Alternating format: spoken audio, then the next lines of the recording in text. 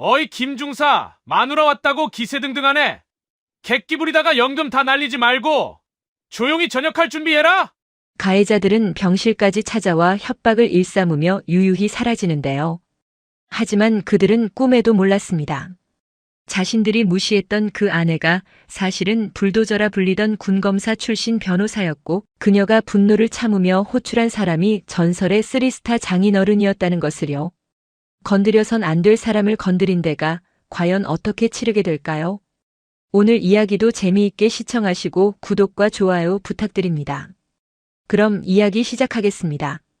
강원도 인제군 서하면 민간인 통제선 북방의 겨울은 서울의 그것과는 차원이 달랐다. 뼛속을 파고드는 칼바람이 콘크리트 벽을 뚫고 들어오는 듯 했다. 육군 제12보병사단 예하 칠성대대 지휘통제실. 시계는 새벽 2시를 가리키고 있었지만 행정반의 불은 꺼지지 않았다. 삼중대 행정보급관 김성훈 중사는 충혈된 눈을 비비며 모니터 화면을 노려보고 있었다. 707 특수임무단에서 복무하다 강화훈련 중 무릎 인대 파열로 야전 부대로 전출 온 지 1년. 그는 부대 내에서 대나무라 불렸다. 휘어질지언정 부러지지 않는다는 뜻이 아니라 융통성이 없어 꽉 막혔다는 비아냥이었다. 그의 책상 위에는 2개의 장부가 펼쳐져 있었다. 왼쪽은 상급 부대 보고용 가라장부, 오른쪽은 그가 창고를 뒤져가며 작성한 실제 장부였다. 말이 안 돼. 지난 분기 특식 예산으로 들어온 한우 갈비 60kg이 흔적도 없이 사라졌어. 대신 들어온 건 김성훈은 냉동 창고에서 찍어온 사진을 확인했다. 정체불명의 수입산 냉동 돼지 잡육과 유통기한이 임박하여 라벨이 너덜거리는 런천 미트 통조림뿐이었다. 차액만 어림잡아도 수천만 원이었다. 병사들이 짬밥에서 걸레 냄새가 난다며 매점을 찾는 이유가 여기 있었다. 김중사 아직도 퇴근 안 했나? 행정반 미닫이 문이 열리며 느글거리는 목소리가 들려왔다.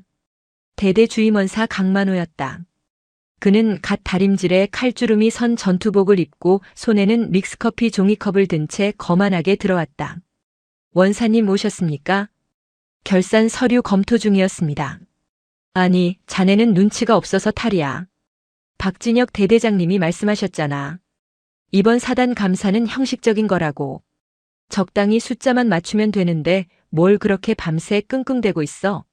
특전사 출신이라 그런가 머리가 잘 안 돌아가나 봐. 강만호 원사는 김성훈의 책상 위에 놓인 실제 장부를 힐끗 보더니 미간을 찌푸렸다. 그는 마시던 커피 종이컵을 김성훈이 작성하던 서류 위에 툭 소리나게 내려놓았다. 커피 얼룩이 하얀 종이 위로 번져나갔다. 이거 뭐야? 누가 이딴 거 만들라고 시켰어? 병사들 먹이는 겁니다. 지난번 간부 숙소 리모델링 공사비 리베이트 건도 제가 묵인해 드렸지만 장병 급식비까지 손대는 건 도가 지나칩니다. 이건 명백한 업무상 횡령입니다. 김성훈의 목소리는 낮지만 단단했다. 강만호 원사의 눈매가 매섭게 변했다.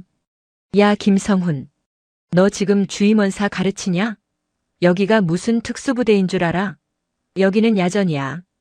대대장님이 까라면 까는 신용이라도 해야지 어디서 중사 나부랭이가 눈을 똑바로 뜨고 대들어. 강만호는 몸을 숙여 김성훈의 귀에 대고 비릿한 입냄새를 풍기며 속삭였다. 너 장기 복무 심사 코앞이지? 상사 진급하고 연금 타먹으려면 줄 잘 서라. 내 와이프가 서울에서 로펌 들어간 지 얼마 안 됐다며? 이제 막 변호사 배지 달고 15대고 있는데 남편이 전방에서 상관 모독으로 옷 벗으면 그 뒷감당 어떻게 하려고 그래. 가족. 김성훈의 유일한 약점이었다.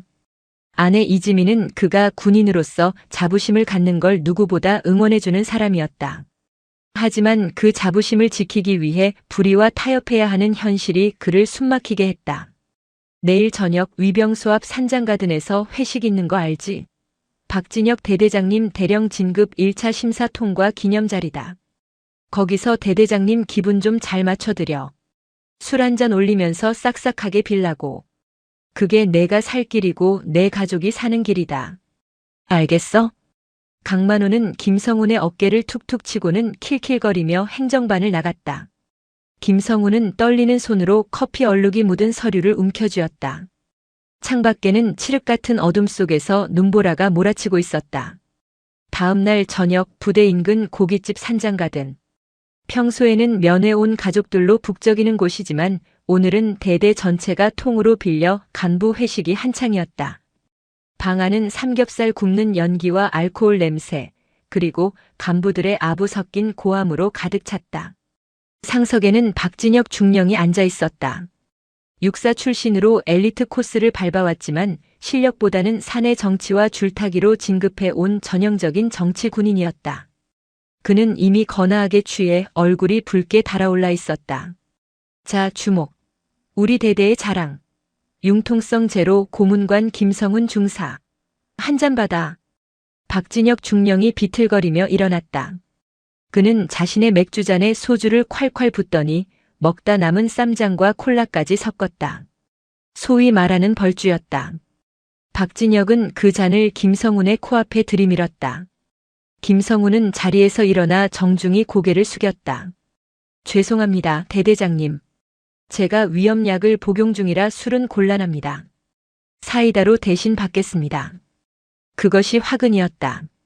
박진혁의 눈꼬리가 사납게 올라갔다. 약? 대대장이 주는데 약 타령을 해? 야, 강원사. 얘 뭐냐? 내 말이 말 같지 않나 보지. 아닙니다, 대대장님. 이 친구가 아직 군 생활을 잘 모릅니다. 707물이 덜 빠져서 그렇습니다. 야, 김성훈. 빨리 받아. 분위기 깰 거야? 옆에 앉아있던 강만호 원사가 김성훈의 옆구리를 쿡 찔렀다. 하지만 김성훈은 요지부동이었다. 규정에 어긋나는 강요입니다. 그리고 저는 내일 새벽 당직 근무자입니다. 규정? 강요? 이 새끼가 진짜 돌았나? 박진혁이 자리에서 벌떡 일어났다. 그는 식탁 위에 놓여있던 묵직한 발렌타인 17년산 위스키 병을 거꾸로 쥐었다. 내가 내 장부를 뒤진다며? 감찰이라도 찌르게? 너 같은 놈 하나 담그는 건 일도 아니야. 옷 벗고 싶어? 내 장인 어른이 뭐 하시는 분인지는 모르겠지만 기껏해야 예비역 부사관 나부랭이겠지. 그 백 믿고 까부는 거냐? 김성훈의 장인어른 이태산 예비역 중장에 대한 정보는 대대 내에 정확히 알려지지 않았다. 김성훈이 일부러 숨겼기 때문이었다. 그저 군 생활을 오래 하셨다는 말에 박진혁과 강만호는 만만한 상사 전역자쯤으로 착각하고 있었다. 부정을 저지르지 않으셨다면 찔릴 것도 없으실 겁니다. 이 건방진 개새끼가. 퍽. 둔탁하고 끔찍한 파열음이 식당 룸을 울렸다. 박진혁이 풀스윙으로 휘두른 위스키 병이 김성훈의 왼쪽 관자놀이를 강타했다. 병은 깨지지 않았지만 그 충격은 고스란히 김성훈의 머리로 전해졌다. 김성훈은 비명도 지르지 못한 채 중심을 잃고 식탁 위로 쓰러졌다. 달궈진 고기 불판 위로 그의 얼굴이 처박힐 뻔했다가 바닥으로 굴러떨어졌다. 머리에서 터져나온 붉은 선혈이 순식간에 눈을 덮고 바닥에 장판을 적셨다. 왼쪽 눈으로 뜨거운 피가 흘러들어 시야가 붉게 물들었고 고막이 찢어지는 듯한 이명이 머릿속을 뒤흔들었다. 김성훈의 몸이 바닥에서 간헐적으로 경련했다. 대대장님. 피가 너무 많이 납니다. 한 소대장이 비명을 질렀다. 하지만 박진혁은 당황하지 않았다. 오히려 더 포악하게 소리쳤다. 시끄러워. 문 닫아. 그는 피 묻은 위스키 병을 테이블에 쾅 내려놓았다. 강원사 119 부르지 마. 대대 의무대 불러. 그리고 여기 있는 놈들 다 입단속 시켜. 이 새끼 술 처먹고 객기 부리다가 지 혼자 넘어져서 모서리에 찌은 거야. 알겠나? 네, 알겠습니다. 김 중사가 과음해서 몸을 못 가눴습니다. 저희가 부축하려다 실수로 놓쳤습니다. 강만호 원사는 재빨리 상황을 정리했다. 그는 피를 흘리며 쓰러져 있는 김성훈의 멱살을 잡고 귓가에 속삭였다. 들었지? 너 혼자 넘어진 거야. 딴소리하면 너 하극상으로 영창 보내고 불명예 저녁에 퇴직금도 못 받게 해줄게. 내 마누라가 변호사라고. 남편이 상관 폭행하고 불명예 전역하면 그 여자 변호사 짓이나 제대로 해먹고 살 것 같냐? 알겠어? 김성우는 흐려지는 의식 속에서 강만호의 비열한 웃음과 박진혁의 거친 숨소리를 들으며 정신을 잃었다. 마지막으로 떠오른 것은 아내 지민의 환한 미소였다. 경기도 성남시 분당구 국군수도병원 본관 6층. 이곳은 장성들이나 고위 간부들이 입원하는 특실 병동이었지만 구석에 위치한 605호실은 사실상 격리실이나 다름없었다. 김성우는 사흘 만에 겨우 정신을 차렸다. 눈을 뜨자마자 느껴지는 것은 머리가 깨질 듯한 두통과 왼쪽 눈의 이물감이었다. 머리에는 붕대가 칭칭 감겨 있었고 왼쪽 눈은 두툼한 거즈로 덮여 있었다. 정신이 드나? 김중사. 병실 침대 옆 소파에 앉아있던 사람은 아내가 아니었다. 대대 인사과장과 강만호 원사였다. 강만호는 사과 바구니를 침대 옆 탁자에 툭 던지듯 내려놓고는 다리를 꼬고 앉았다. 입에는 껌을 질겅거리고 있었다. 핸드폰은 어디 있습니까? 제 아내한테 연락해야. 아, 휴대폰? 그거 대대장실 금고에 보관 중이야. 보안 규정 위반 혐의가 좀 있어서 조사할 게 있거든. 그리고 재수 씨한테는 우리가 잘 말해뒀어. 훈련 중에 경미한 사고가 있었는데 통신 보안 때문에 당분간 연락이 어렵다고. 철저한 고립이었다. 그들은 김성훈을 외부와 차단하고 그 사이 모든 증거를 조작하고 있었다. 이미 12사단 내에서는 김중사가 술 먹고 대대장에게 하극상을 부리다 제풀에 넘어져 다쳤다는 소문이 기정사실화되어 있었다. 선택해. 조용히 의원 전역 지원서 쓰고 나가면 횡령 의혹 제기했던 거 하극상 혐의 다 덮어줄게. 위로금 조로 요양비도 좀 챙겨주고. 아니면 군사 재판 가서 하극상으로 실형 살고 빨간 줄 그을래. 강만호가 내민 것은 전역 지원서와 합의서였다. 김성우는 이를 악물었다. 억울해서 피가 거꾸로 솟는 것 같았지만 몸이 말을 듣지 않았다. 그때였다. 드르륵. 병실 문이 거칠게 열렸다. 강만호는 간호장교인 줄 알고 고개도 돌리지 않고 짜증을 냈다. 지금 면회 안 된다니까. 나가라고 해. 누구 맘대로 면회가 안 됩니까? 내 남편인데. 차갑고 또렷한 마치 서리빨 같은 목소리가 병실의 공기를 갈랐다. 강만호와 인사과장이 동시에 뒤를 돌아보았다. 단정한 검은색 정장 차림의 여성이 서 있었다. 김성훈의 아내 이지민이었다.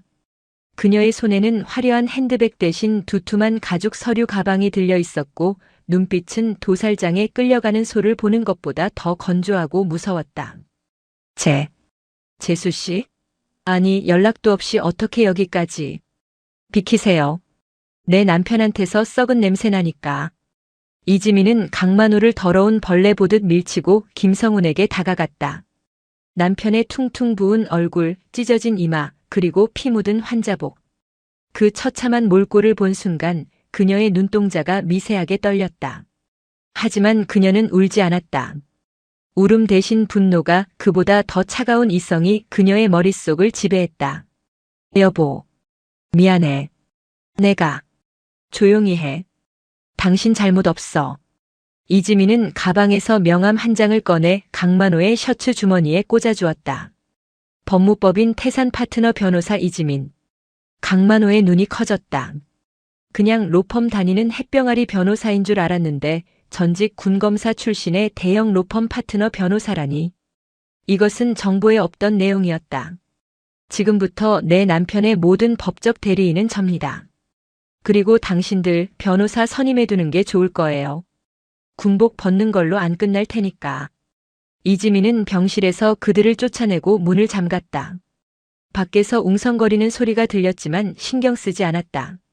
그녀는 떨리는 손으로 남편의 손을 잡았다. 성훈 씨 많이 아팠지? 내가 너무 늦게 왔어. 그녀는 곧바로 휴대폰을 꺼내 단축번호 1번을 눌렀다. 신호음이 2번 울리기도 전에 상대방이 받았다. 지민아. 묵직하고 중후한 중년 남성의 목소리. 그녀의 아버지이자 김성훈의 장인 이태산이었다.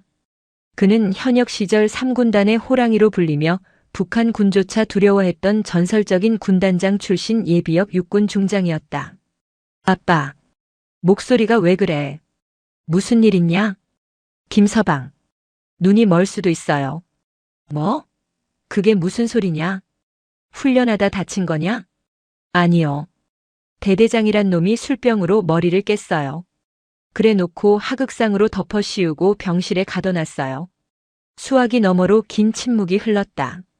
그 침묵은 고함보다 더 무겁고 폭풍 전야의 고요보다 더 살벌했다. 어느 놈이냐? 12사단 칠성대대 박진혁 중령, 그리고 주임원사 강만호. 아빠, 나 변호사로서 법대로 할 거예요.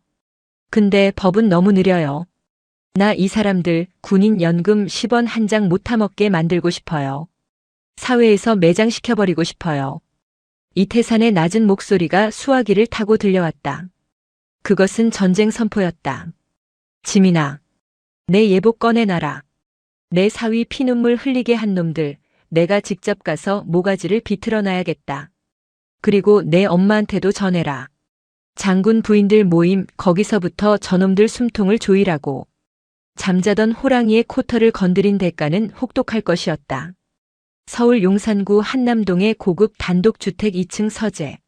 창밖으로 한강이 내려다 보이는 이곳은 김성운의 장모 최영숙 여사의 작전 지휘소였다. 그녀는 평생을 군인의 아내로 살았다. 남편 이태산이 최전방 소대장부터 군단장이 되기까지 그녀는 내조라는 이름에 보이지 않는 전쟁터에서 살아남은 백전노장이었다. 그녀의 앞에는 백자 찻잔이 놓여 있었고 손에는 스마트폰이 들려 있었다. 그녀는 목련회라는 이름의 비공개 대화방을 열었다. 겉보기엔 평범한 군 장성 부인들의 친목 모임 같았지만 이곳은 대한민국 군 인사정보가 국방부보다 빠르게 도는 정보의 심장부였다. 멤버는 화려했다. 현직 육군 참모총장의 부인, 국방부 장관의 부인, 그리고 국군방첩사령관의 부인까지. 최영숙 여사는 이들 사이에서 왕언니로 통했다. 남편 이태산이 현역 시절 저들의 남편을 진급시키고 끌어준 대부였기 때문이었다. 최영숙 여사는 떨리는 손을 진정시키며 메시지를 입력했다. 최영숙 다들 평안하신지요? 제가 이런 흉한 말을 꺼내게 될 줄은 몰랐습니다. 우리 사위 성훈이 다들 아시죠? 그 착하고 묵묵한 아이가 12사단 박진혁 중령에게 술병으로 맞아 실명 위기랍니다. 전송 버튼을 누르자마자 읽음 숫자가 순식간에 사라졌다. 최영숙 그런데 그 대대장이란 사람은 사고를 조작하고 우리 딸아이에게 협박까지 했다네요. 제 남편이 지금 예복을 꺼내 입으면서 피눈물을 흘리는데 제가 말릴 수가 없습니다. 반응은 폭발적이었다. 참모총장 댁 언니, 그게 무슨 말씀이세요? 12사단이라면 을지부대 아닙니까? 감히 형부의 사위를 건드려요? 방첩사령관 댁 미쳤네요. 박진혁 중령이라 했나요? 이름 똑똑히 기억하겠습니다. 제가 당장 남편에게 전화할게요. 최영숙 여사는 짧게 마지막 쐐기를 박았다. 최영숙 그 부인도 군인 가족 모임에 나온다던데 남편 내조를 어떻게 시켰길래. 독이 든 사과는 던져졌다. 같은 시각 강원도 인제군의 군인 아파트. 박진혁 중령의 아내 조미련은 콧노래를 부르며 외출 준비를 하고 있었다. 남편이 곧 대령으로 진급하면 서울로 이사갈 수 있다는 꿈에 부풀어 있었다. 오늘은 12사단장 부인이 주최하는 자선 바자회에 참석해 눈도장을 찍을 예정이었다. 그녀가 행사장인 사단복지회관 연회장에 들어섰을 때였다. 평소 같으면 어머, 칠성대대장님 사모님 오셨어요? 하며 반겨주던 연대장 부인들이 그녀를 보자마자 모세의 기적처럼 길을 터주며 시선을 피했다. 마치 전염병 환자를 대하는 듯한 싸늘한 냉기였다. 조미려가 사단장 부인에게 다가가 아른 체를 했다. 사모님 안녕하세요. 이번에 제가 서울에서 귀한 찻잔 세트를 좀 구해왔는데. 사단장 부인은 찻잔을 내려놓으며 차갑게 일갈했다. 조 여사, 여기 낄 자리가 아닌 것 같은데? 남편이 대형 사고를 쳤으면 집에서 근신을 해야지 어디 얼굴을 뻣뻣하게 들고 돌아다녀요? 네? 그게 무슨... 이태산 장군님 사위를 식물인간으로 만들 뻔했다며? 서울 목련회에서 이미 소문 다 났어. 당신 남편 때문에 우리 남편까지 옷 벗게 생겼다고. 당장 나가. 좌중의 경멸 어린 시선이 화살처럼 조미려에게 꽂혔다. 그녀는 얼굴이 불타는 듯한 수치심을 느끼며 연회장을 뛰쳐나왔다. 핸드폰을 꺼내 남편에게 전화를 걸었지만 남편은 통화 중이었다. 사회적 매장이 시작된 것이었다. 12사단 칠성대대 위병소 앞. 검은색 제네시스 한 대가 길을 막고 서 있었다. 위병 조장이 달려나와 창문을 두드렸다. 여기 주차하시면 안 됩니다. 차 빼십시오. 운전석 문이 열리고 내린 사람은 이지민 변호사였다. 그녀는 선글라스를 벗고 위병 조장을 노려보았다. 박진혁 중령 지금 안에 있지? 문 열어. 민간인은 출입 통제 구역입니다. 사전에 국방보안업무 훈령에 따른 절차를. 절차? 그래, 너희가 좋아하는 절차 여기 있어. 이지민은 뒷좌석에서 서류 봉투를 꺼내 위병 조장의 가슴팍에 밀어넣었다. 춘천지방법원에서 발부한 증거보전 결정문과 국방부 검찰단에서 발급한 수사 협조 공문이었다. 지금부터 이 부대는 범죄 현장이야. 막으면 공무집행 방해, 증거 인멸 방조로 너도 옷 벗게 해줄게. 비켜. 압도적인 기세와 검찰이라는 단어에 눌린 위병 조장이 머뭇거리는 사이 차단기가 올라갔다. 이지민은 엑셀을 밟아 대대장실이 있는 본청 건물 현관까지 차를 몰고 들어갔다. 대대장실. 박진혁 중령은 아내의 전화를 받고 넋이 나가 있었다. 장군 사모님들 사이에서 당신 매장당했다는 비명 섞인 통화 내용이 귓가를 맴돌았다. 그때 벌컥 문이 열리고 이지민이 들어왔다. 이번에는 혼자가 아니었다. 그녀가 고용한 민간 디지털 포렌식 전문가와 법원 집행관이 대동했다. 누구야? 여기가 안방인 줄 알아? 박진혁이 소리쳤지만 목소리에는 힘이 없었다. 이지민은 대꾸도 없이 책상 위로 붉은 딱지가 붙은 서류 뭉치를 집어 던졌다. 박진혁. 당신과 주임원사 강만호 명의의 모든 시중은행 계좌, 강남에 숨겨둔 오피스텔, 그리고 앞으로 받을 군인 연금과 퇴직금까지 전액 가압류 신청 끝났어. 오늘 아침 법원에서 인용 결정 났고. 뭐 가압류? 내가 뭔데 내 돈을. 당신 돈? 아니지. 횡령한 국고와 내 남편 때려서 챙기려던 합의금이지. 이제 당신은 10원 한 장 못 써. 변호사 선임? 꿈도 꾸지 마. 대형 로펌들은 이미 내가 손 써놔서 당신 사건 안 맡을 거고 돈도 묶였으니 국선 변호사나 알아봐야 할 거야. 박진혁의 손이 덜덜 떨렸다. 돈. 그에게는 진급만큼이나 아니 그보다 더 중요한 것이 돈이었다. 부대 운영비를 빼돌려 모은 비자금, 아내 명의로 숨겨둔 땅 모든 것이 드러났다. 그리고 하나 더. 이지민이 싸늘하게 웃으며 덧붙였다. 당신이 삭제했다던 식당 CCTV. 그거 복구 안 될 줄 알았지? 이분들이 대한민국 최고 전문가들이야. 당신이 위스키 병 들고 내 남편 머리 내려치는 장면 아주 선명하게 복구됐어. 특수상해, 초병상해, 무고 횡령. 징역 10년은 기본으로 깔고 가자. 에이. 이 여자가 진짜. 박진혁은 다리에 힘이 풀려 주저앉았다. 법과 논리 그리고 자본으로 조여오는 압박감은 물리적인 폭력보다 더 큰 공포였다. 하지만 진짜 공포는 아직 도착하지 않았다. 창밖에서 들려오는 헬기 소리가 그 시작을 알렸다. 강원도 인제군 기린면 육군 제3군단 사령부.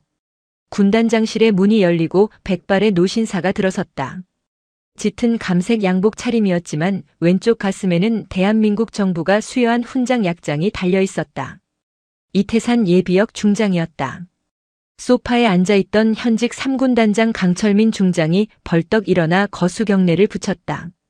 충성. 군단장입니다. 선배님 연락도 없이 어인 행차십니까? 강철민 중장은 소위 시절 이태산의 전속 부관을 지냈다. 그에게 이태산은 아버지이자 군인의 표상 같은 존재였다. 이태산은 경례를 받지 않고 창가로 걸어갔다. 철민아. 예, 선배님. 자네 예하 12사단 그중에서도 칠성대대. 관리 잘하고 있나? 이태산의 목소리는 낮고 건조했다. 강철민의 등줄기에 식은땀이 흘렀다. 직감적으로 무언가 크게 잘못되었다는 것을 느꼈다. 칠성대대 박진혁 중령 말씀이십니까? 별다른 보고는 없었습니다만. 보고가 없었겠지. 내 사위 머리통을 술병으로 깨놓고 하극상이라며 입을 막았으니까. 예? 그게 무슨. 강철민의 눈이 휘둥그레졌다. 이태산이 천천히 뒤를 돌아보았다. 그 눈빛은 늙은 호랑이가 사냥감을 노려볼 때의 형형한 살기를 띠고 있었다. 내 사위 김성은 중사. 묵묵히 일만 하던 놈이다. 그런 놈을 횡령 공범으로 몰다가 안 되니까 폭행하고 병실에 가두고 협박해? 요즘 군대가 조폭인가? 내가 군복 벗은 지 오래돼서 감이 떨어졌나 보군. 선배님. 면목 없습니다. 당장 확인하겠습니다. 헌병대 투입하겠습니다. 강철민이 버선발로 비서실장을 불렀다. 하지만 이태산이 손을 들어 제지했다. 전화질로 끝낼 일 아니다. 헬기 띄워라. 예. 내가 직접 가야겠다. 내 눈으로 그 썩어 빠진 놈의 낯짝을 봐야겠어. 자네도 같이 가지. 가서 자네 부하들이 얼마나 썩었는지 똑똑히 봐라. 잠시 후 3군단 사령부 헬기장에서 블랙호크가 굉음을 내며 이륙했다. 헬기에는 별 3개가 그려진 붉은색 성판이 붙어 있었다. 12사단 칠성대대 연병장. 이지민 변호사에게 영혼까지 털리고 있던 박진혁 중령은 헬기 소리에 창가로 기어갔다. 사단장 헬기라고 생각했다. 사단장에게 매달려 빌면 어떻게든 해결될 거라 믿었다. 지푸라기라도 잡고 싶은 심정이었다. 하지만 헬기가 착륙하고 먼지가 가라앉자 박진혁의 희망은 산산조각이 났다. 헬기 옆면에는 사단장의 별 2개가 아닌 군단장의 별 3개가 선명했다. 그리고 그 헬기에서 내리는 인물은 군단장 강철민뿐만이 아니었다. 강철민 중장이 깎듯이 에스코트하는 백발의 노인. 칠흑 같은 롱코트를 휘날리며 걸어오는 그 모습은 저승사자보다 더 두려웠다. 헉. 박진혁은 숨을 쉴 수가 없었다. 과거 육군지 등에서나 보았던 전설, 비무장지대의 살무사 이태산 장군이었다. 이태산은 연병장을 가로질러 본청 건물로 성큼성큼 걸어왔다. 마주치는 병사들은 얼어붙은 채 경례조차 잊고 멍하니 바라보았다. 이태산의 기세는 대대 전체를 압도했다. 대대장실 문이 부서질 듯 열렸다. 박진혁은 바닥에 엎드려 있었다. 이태산은 그를 내려다보며 현역 시절 차고 다니던 지휘봉을 책상 위에 탁 내려놓았다. 고개 들어. 박진혁이 덜덜 떨며 고개를 들었다. 이태산은 빙그레 웃었다. 하지만 그 웃음은 차라리 우는 것보다 무서웠다. 자네가 내 사위 훈육을 그렇게 잘한다며? 내 딸 눈에서 피눈물 나게 한 데가 지금부터 톡톡히 치르게 해주마. 강원도 인제군 12사단 칠성대대 연병장. 매서운 칼바람이 몰아치고 있었지만 대대 전 병력 500여 명은 미동도 없이 도열해 있었다. 그들의 시선은 단상 위가 아닌 단상 아래 헌병 차량 앞에 무릎 꿇린 2 남자를 향해 있었다. 대대장 박진혁 중령과 주임원사 강만옥. 불과 몇 시간 전만 해도 이 부대에서 황제처럼 군림하며 전횡을 일삼던 자들이었다. 그들의 양옆에는 3군단 헌병 특수임무대 요원들이 검은 선글라스를 끼고 섯을 퍼렇게 지키고 있었다. 단상 위에는 마이크가 놓여 있었지만 이태산 예비역 중장은 마이크를 잡지 않았다. 그는 쩌렁쩌렁한 육성으로 연병장의 공기를 갈랐다. 오늘 나는 내 사위의 복수를 하러 온 것이 아니다. 그의 목소리는 앰프보다 더 깊고 웅장하게 병사들의 가슴을 때렸다. 나는 대한민국 국군의 짓밟힌 명예를 찾으러 왔다. 너희가 먹어야 할 고기를 빼돌려 자기 배를 불리고 바른말 하는 부하의 머리통을 술병으로 깨버리는 것이 지휘관인가? 그것은 조폭만도 못한 양아치다. 이태산은 천천히 단상 아래로 내려와 무릎 꿇은 박진혁 앞으로 다가갔다. 박진혁은 공포에 질려 오줌을 지린 채 바들바들 떨고 있었다.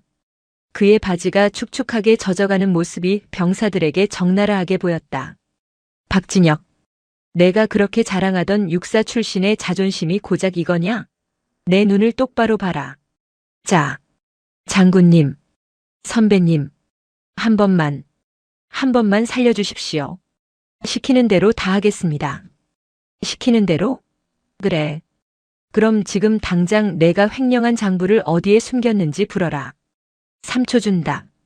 박진혁은 곁눈질로 강만호 원사를 쳐다봤지만 강만호는 이미 고개를 땅에 쳐박고 있었다. 하나, 둘, 천장. 대대장실 천장 텍스 안에 그리고 관사 안방 장롱 밑에. 박진혁은 비굴하게 모든 것을 실토했다. 이태산의 눈짓에 헌병 수사관들이 대대장실로 뛰어갔다. 잠시 후 그들은 먼지 쌓인 검은색 비닐봉지를 들고 나왔다. 그 안에는 이중 장부와 차명 통장, 그리고 5만 원권 현금 다발이 들어있었다. 병사들 사이에서 웅성거림이 일었다. 그들이 짬밥 맛이 없다며 불평할 때 지휘관은 그 돈으로 호의호식했다는 사실이 눈앞에서 증명된 것이다. 배신감과 분노가 병사들의 눈빛을 타오르게 했다. 이태사는 강만호 원사에게로 시선을 옮겼다. 주임원사. 부사관의 어머니여야 할 자네가 병사들의 고열을 빨아먹고 자식 같은 후배 중사를 사지로 몰아넣었나? 자네는 군복을 입을 자격이 없다. 헌병, 지금 당장 저자들의 계급장을 떼라. 자, 장군님. 제가 잘못했습니다. 제발 연금만은. 아이들이 대학에. 연금? 감옥에서 나오는 콩밥으로 대신해라. 끌고 가. 헌병들이 두 사람의 양팔을 잡고 짐차에 태웠다. 이태사는 다시 병사들을 향해 섰다. 그리고 놀랍게도 그 백발의 노장은 손잡버린 병사들을 향해 깊이 허리를 숙였다. 미안하다. 선배로서, 장군 출신으로서 이런 썩어빠진 지휘관을 너희 위에 앉혀두어 정말 미안하다. 오늘부터 너희의 밥상과 잠자리는 군단 차원에서 직접 챙기도록 하겠다. 이상. 정적 속에서 누군가가 박수를 쳤다. 하나둘 시작된 박수는 이내 연병장을 뒤흔드는 함성으로 변했다. 와! 그것은 단순한 환호가 아니었다. 짓밟혔던 정의가 다시 숨을 쉬기 시작했다는 가슴 벅찬 해방감의 표현이었다. 서울 용산구 국방부 고등군사법원 검찰부 조사실. 창문 하나 없는 좁은 방, 차가운 형광등 불빛만이 감돌았다. 이곳은 박진혁 중령에게 지옥보다 더한 곳이었다. 박진혁은 수의를 입은 채 초췌한 몰골로 앉아 있었다. 그의 맞은편에는 군검사가 아닌 피해자 측 특별 대리인 자격으로 참관한 이지민 변호사가 앉아 있었다. 그녀의 앞에는 산더미 같은 서류가 쌓여 있었다. 박진혁 씨. 아, 이제 직위 해제되었으니 박진혁 씨라고 불러도 되죠? 이지민이 차갑게 웃으며 서류 한 장을 넘겼다. 변호사는 선임하셨나요? 아, 연락이 안 닿죠? 당신 아내분이 수임료 들고 잠적하려다가 출국 금지당해서 지금 공항에서 난리 났거든요. 당신 버리고 혼자 살겠다고 하던데요. 뭐라고? 미려가 도망을 가? 당신 인생이 끝난 걸 직감한 거죠. 당신이 숨겨둔 차명 계좌, 부동산 전부 가압류 걸렸습니다. 지금 당신이 가진 건 입고 있는 그 수의 한 벌뿐이에요. 박진혁은 책상을 내리치며 일어났다. 거짓말 마. 내가 군 생활 20년을 어떻게 했는데. 사단장님이 나를 버릴 리가 없어. 사단장님? 아, 그분 지금 보직 해임 심사받고 계십니다. 당신 관리 못한 죄로 옷 벗게 생겼는데 당신을 도와줄까요? 오히려 당신을 엄벌에 처해달라고 탄원서를 내셨던데. 부하의 일탈을 막지 못해 죄송하다면서 꼬리 자르기 하셨더라고요. 이지민은 탄원서 사본을 박진혁의 얼굴 앞에 들이밀었다. 믿었던 동아줄이 썩은 동아줄이 되어 자신의 목을 조르고 있었다. 그리고 이건 선물이에요. 이지민이 태블릿 PC를 켰다. 화면에는 강만호 원사가 조사실에서 진술하는 영상이 재생되었다. 이거 다 박진혁 대대장이 시킨 겁니다. 저는 그냥 시키는 대로 장부 조작만 했습니다. 저한테 떨어진 돈은 얼마 안 됩니다. 진짜입니다. 보셨죠? 당신의 충직한 개였던 강 원사도 당신을 물어뜯기 시작했어요. 특수폭행, 업무상 횡령, 무고, 거기에 성군기 위반까지. 군검찰이 구형을 징역 15년으로 잡고 있더군요. 판사님이 아무리 깎아줘도 당신은 감옥에서 환갑잔치를 하게 될 겁니다. 으아악. 박진혁은 괴성을 지르며 머리를 쥐어뜯었다. 제발 합의해줘. 내가 잘못했어. 김 중사한테 내가 무릎 꿇고 빌게. 제발. 박진혁은 테이블 위로 몸을 던져 이지민의 손을 잡으려 했다. 이지민은 혐오스러운 벌레를 피하듯 몸을 뒤로 뺐다. 합의? 내 남편 눈이 실명 위기였을 때 당신이 뭐라고 했어? 혼자 넘어진 거라고. 훈육이었다고. 그때 당신이 닫아버린 건 내 남편의 눈이 아니라 당신이 살 수 있는 유일한 비상구였어. 이지민은 서류를 챙겨 자리에서 일어났다. 감옥이라는 그 좁은 방에서 평생 내 남편이 흘린 피냄새를 맡으며 썩어가. 그리고 매일 아침 눈을 뜰 때마다 당신이 짓밟으려 했던 가족이 얼마나 무서운 존재였는지 되새겨. 그게 당신에게 주는 내 마지막 잡이야. 조사실 철문이 쾅 닫혔다. 박진혁의 절규만이 방음벽에 부딪혀 공허하게 울렸다. 법이라는 이름에 보이지 않는 감옥이 그를 영원히 가두기 시작했다. 국군 수도병원 6층 VIP 병실. 일반 병실과는 달리 고요하고 평온한 이곳에 김성훈 중사가 누워 있었다. 머리에 붕대는 풀렀지만 왼쪽 눈에는 여전히 안대가 씌워져 있었다. 창밖으로는 앙상한 겨울 나뭇가지 사이로 따스한 햇살이 비쳐들고 있었다. 김성훈은 힘겹게 몸을 일으켰다. 전신의 타박상은 많이 가라앉았지만 마음의 상처는 여전히 욱신거렸다. 병실 문이 열리고 누군가 들어왔다.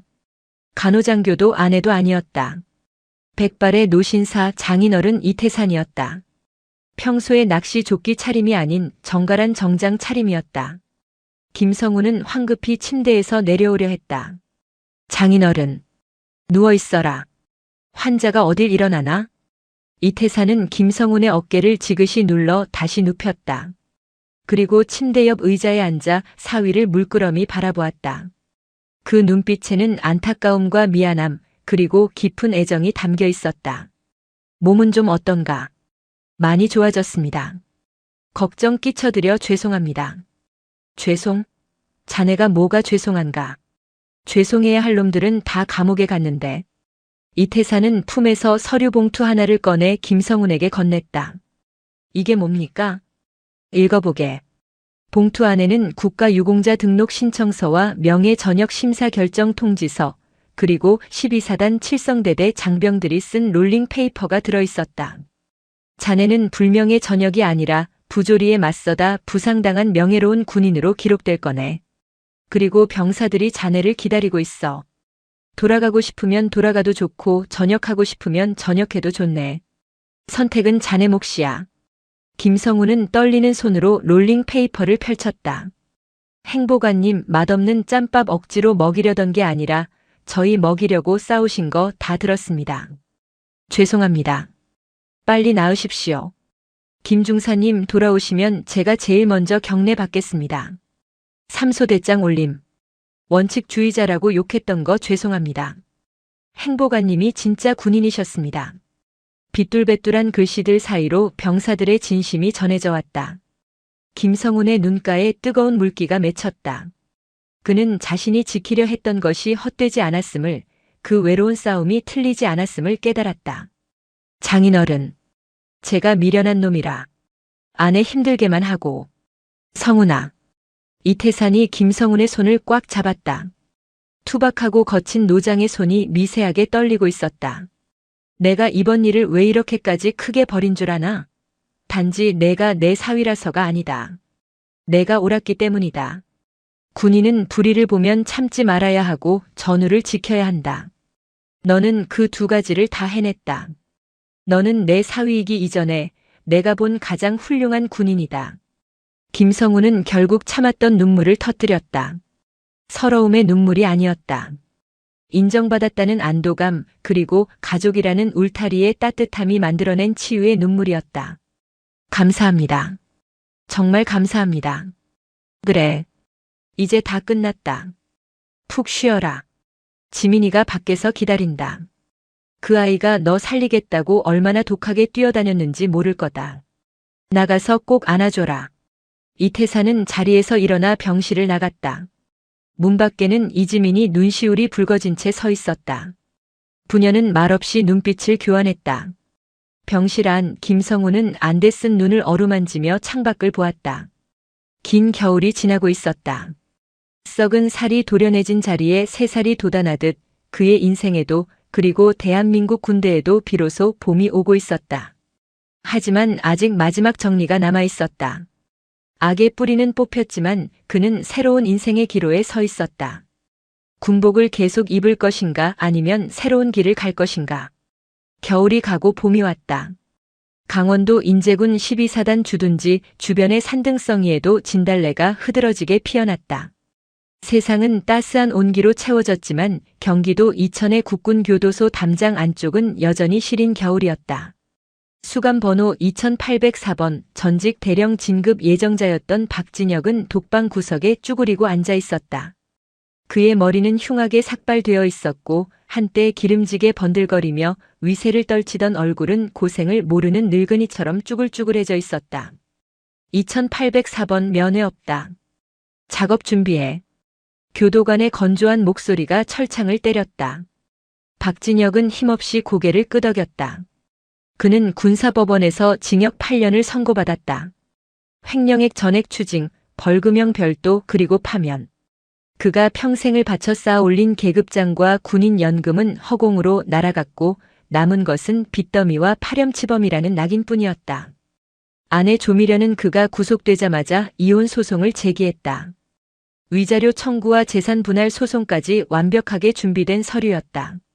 그녀는 남편이 숨겨둔 비자금의 존재를 검찰에 제보하여 자신의 형량을 감경받는 조건으로 플리바게닝을 했고 남은 재산을 챙겨 아이들과 함께 해외로 떠나버렸다. 어이, 박씨. 거기 멍하니 있지 말고 단추나 달아. 옆방의 수감자가 킬킬거렸다. 한때 대대장으로서 500명의 부하들을 호령하던 그는 이제 하루 종일 군복에 단추를 다는 노역을 하며 하루 일당 몇백 원을 버는 신세가 되었다. 자신이 만든 군복을 입을 명예로운 후배 군인들을 생각하면 피가 거꾸로 솟았지만 그에게는 혀를 깨물 용기조차 없었다. 그는 철저히 부서졌다. 같은 시각 교도소 별관 청소구역. 전직 주임원사 강만호는 화장실 바닥을 솔로 문지르고 있었다. 야, 냄새난다. 똑바로 안 닦냐? 새로 들어온 젊은 수감자가 발로 물동이를 찼다. 입대 깊이로 들어온 20대 초반의 애송이었다. 사회에서라면 감히 눈도 못 마주쳤을 새파란 놈이 그를 하대하고 있었다. 죄송합니다. 다시 닦겠습니다. 강만호는 비굴하게 허리를 숙였다. 그는 징역 4년을 선고받았다. 군인 연금 박탈은 물론이고 횡령금 변제를 위해 살던 아파트까지 경매로 넘어갔다. 가족들은 뿔뿔이 흩어졌고 아들은 범죄자, 아버지는 필요 없다며 면회조차 오지 않았다. 권력에 기생했던 악인의 말로는 이토록 비참하고 초라했다. 1년 후 서울 여의도. 고층 빌딩 숲 사이로 검은색 벤츠 세단 한 대가 미끄러지듯 들어와 주태산 방산 사옥 앞에 멈췄다. 제복을 입은 보안 요원이 깍듯이 문을 열었다. 팀장님 출근하셨습니까? 차에서 내린 사람은 김성훈이었다. 그는 더 이상 흙먼지 묻은 전투복을 입고 있지 않았다. 몸에 딱 맞는 짙은 네이비색 슈트, 세련된 넥타이, 그리고 왼쪽 눈을 가린 검은색 안대 대신 특수 제작된 변색곡을 안경을 쓰고 있었다. 시력은 완전히 회복되지 않았지만 일상생활에는 지장이 없었다. 박 대리 수고가 많아요. 오늘 이사회 보안 점검 준비는 잘 됐죠? 예, 폭발물 탐지 및 도청 장비 점검까지 완벽하게 마쳤습니다. 김성우는 태산 방산의 보안 전략 팀장으로 스카우트되었다. 장인어른의 회사여서가 아니었다. 그의 강직한 성품과 빈틈없는 일처리는 업계의 소문이 자자했다. 그는 707 특수임무단 시절의 경험과 야전에서의 노하우를 살려 회사의 보안 시스템을 획기적으로 개선했고 입사 1년 만에 탁월한 성과를 인정받아 초고속 승진을 거듭하고 있었다. 그가 사무실에 들어서자 책상 위에 놓인 가족 사진이 그를 반겼다. 활짝 웃고 있는 아내 이지민과 장인어른, 장모님, 그리고 배가 불러온 아내의 모습. 지옥 같았던 그의 겨울이 지나고 찾아온 선물 같은 평화였다. 오후 3시 회장실. 이태산 회장은 결제 서류를 검토하다가 노크 소리에 고개를 들었다. 들어와. 김성훈이 들어왔다. 회장님, 이번 분기 보안 감사 보고서입니다. 어허, 회사에서는 회장님이지만 둘이 있을 땐 장인어른 하라니까. 이태산이 너털 웃음을 지으며 안경을 벗었다. 그는 자리에서 일어나 김성훈에게 다가갔다. 김서방, 자네 눈은 좀 어떤가? 요즘 야근이 잦다던데 무리하는 거 아닌가? 괜찮습니다. 이 정도 업무 강도는 현역 시절 훈련에 비하면 휴식이나 다름없습니다. 허허, 듬직해. 역시 내 사위야. 그래, 이번 주말 스케줄 비워뒀지? 네, 가평으로 낚시 예약해두었습니다. 좋아. 이번엔 내가 자네한테 월척 낚는 법을 제대로 전수해주지. 지난번엔 자네가 다 잡아서 내 체면이 말이 아니었어. 두 남자는 마주보며 웃었다. 그것은 딱딱한 상명하복의 관계가 아닌 서로를 깊이 존중하고 신뢰하는 아버지와 아들의 웃음이었다. 주말 경기도 가평의 한적한 낚시터. 잔잔한 강물 위로 찌가 평화롭게 떠 있었다. 이태산과 김성훈 그리고 이지민이 나란히 앉아 있었다. 최영숙 여사는 돗자리 위에서 과일을 깎으며 흐뭇하게 그들을 바라보았다. 여보, 그때 기억나? 당신 대대장이 술병 들고 설칠 때. 이지민이 캔커피를 따며 물었다. 김성훈은 씁쓸하지만 편안한 미소를 지었다. 기억나지? 그때는 정말 세상이 끝나는 줄 알았어. 억울해서 죽고 싶다는 생각뿐이었는데. 나 그때 당신 변호하면서 진짜 무서웠어. 혹시라도 당신 잘못될까봐. 근데 아빠가 헬기 타고 군단장실 쳐들어갔다는 얘기 듣고 안심했잖아. 아, 우리 아빠 성질머리 여전하시구나 하고. 이 녀석이 아빠 성질머리가 뭐 어때서. 다 정의감이지. 이태산이 짐짓 엄한 표정을 지었지만 눈가에는 장난기가 가득했다. 장인어른 덕분에 제 인생이 바뀌었습니다. 평생 입을 줄 알았던 군복을 벗은 건 조금 아쉽지만 지금이 더 행복합니다. 제가 지켜야 할 게 더 명확해졌으니까요. 김성훈이 담담하게 말했다. 이태산은 고개를 끄덕이며 먼 산을 바라보았다. 성훈아, 군복을 입었든 벗었든 너는 영원한 군인이다. 군인의 본질은 어깨에 달린 계급장이 아니라 가슴속에 품은 책임감이야. 너는 내 가족과 내 부하들을 지키기 위해 목숨을 걸고 싸웠다. 그게 진짜 군인 정신이지. 나는 내가 내 사위라는 게, 그리고 내 후배 군인이라는 게 정말 자랑스럽다. 그때 김성훈의 낚싯대가 묵직하게 휘어졌다. 초리대가 물속으로 처박힐 듯 곤두박질 쳤다. 입질 왔습니다. 당겨. 너무 세게 말고 부드럽게. 줄 끊어지지 않게 조심하고. 김성훈이 침착하게 릴을 감았다. 팽팽한 줄다리기 끝에 물살을 가르고 은빛 대어가 솟구쳐 올랐다. 햇살을 받아 반짝이는 물고기의 생명력이 낚싯대를 타고 손끝으로 전해졌다. 와, 잡았다. 월척이다. 가족들의 환호성이 강변에 울려 퍼졌다. 김성훈은 낚아올린 물고기를 들어 올리며 환하게 웃었다. 그 웃음에는 더 이상 그늘이 없었다. 그림자는 사라지고 온전한 빛만이 가득했다. 지난 겨울의 악몽은 거름이 되어 그들의 삶을 더욱 단단하고 풍요롭게 만들었다. 김성훈은 아내의 손을 잡았다. 따뜻했다. 그 온기가 그리고 정의를 위해 함께 싸워준 가족들이 영원히 그를 지켜줄 것이다. 강물은 유유히 흘러가고 있었고 그들의 봄날은 이제 막 시작되고 있었다. 일단 절반 먹고 싸울 힘이나 나겠어. 고기 한 점 없는데 뭘 먹으라는 거야? 혹독한 훈련이 끝난 최전방 군부대의 황량한 연병장. 굶주리고 지친 병사들을 위해 내어놓은 정성 가득한 공양 음식을 앞에 두고 한 오만한 군인의 잔인한 조롱이 울려 퍼졌습니다. 오늘 이야기를 들으시면서 잠시나마 마음의 울림을 느끼셨다면 구독과 좋아요로 응원해 주시면 더 좋은 이야기로 보답하겠습니다. 숨이 턱 밑까지 차올랐다. 폐부가 찢어질 듯한 통증과 함께 비릿한 피맛이 역류했다.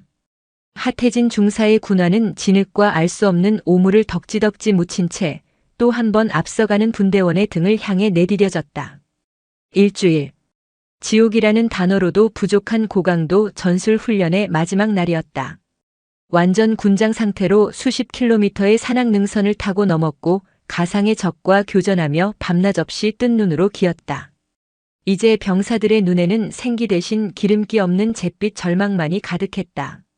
강철 같던 정신력은 녹아내려 질척이는 웅덩이가 되었고 갓 스물을 넘긴 청년들의 어깨는 수십 년은 늙어버린 노인처럼 구부정했다. 하 중사님 거의 다 왔습니다. 숨을 헐떡이며 부사수가 보고했지만 하중사의 귀에는 그저 뭉개진 소음처럼 들릴 뿐이었다. 그의 눈은 부릅뜬 채였지만 초점은 흐릿했다. 오직 관성과 아기만이 그의 몸을 움직이는 동력이었다. 위병소가 시야에 들어왔을 때 병사들 사이에서 나직한 안도의 탄성이 터져나왔다. 그러나 하중사는 그 순간에도 긴장을 풀지 않았다. 그의 머릿속에는 오직 단 하나의 생각만이 존재했다. 완벽한 복귀. 훈련의 성패는 복귀 보고까지 완벽하게 마치는 것에 달려 있었다. 그는 군인이었고 군인은 과정이 아닌 결과로 증명하는 존재였다. 그의 세계에서 감상이나 동정 따위는 패배자들이나 짓거리는 나약한 변명에 불과했다. 부대 안으로 들어서자 후끈한 흙먼지와 땀 냄새, 그리고 화약 냄새가 뒤섞여 역한 향기를 풍겼다. 연병장 한편에 뜻밖의 풍경이 펼쳐져 있었다. 훈련에 참가하지 않은 행정병 몇몇이 분주하게 움직이며 길게 테이블을 놓고 있었고 그 옆에는 회색 승복을 입은 무리들이 서 있었다. 멀리서 봐도 그들의 민머리는 햇빛을 받아 반짝였다. 스님들이었다. 그리고 테이블 위에는 김이 모락모락 피어오르는 커다란 솥과 형형색색의 음식들이 놓여 있었다. 위문공양. 인근 사찰에서 고된 훈련을 마친 장병들을 위로하기 위해 찾아온 것이었다.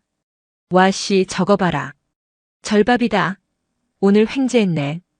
병사들의 얼굴에 오랜만에 화색이 돌았다. 굶주림과 피로에 지친 그들에게 따뜻한 음식의 등장은 사막의 오아시스나 다름없었다. 하지만 하중사의 미간은 구겨질 대로 구겨졌다. 그는 세상에서 가장 쓸모없는 인간 군상을 꼽으라면 주저없이 종교인을 택할 터였다. 특히나 군대라는 특수한 조직 안에서 그들의 존재는 이질적이고 불필요한 방해물에 불과했다. 국방의 의무는 총과 피로 지켜내는 것이지 연불이나 기도로 지켜지는 것이 아니었다. 전분대, 장비 점검 및 보고 준비. 잡담 금지. 하중사의 목소리는 쇳소리처럼 차갑고 날카로웠다. 순식간에 병사들의 얼굴에서 웃음기가 사라졌다. 그들은 하중사를 두려워했다.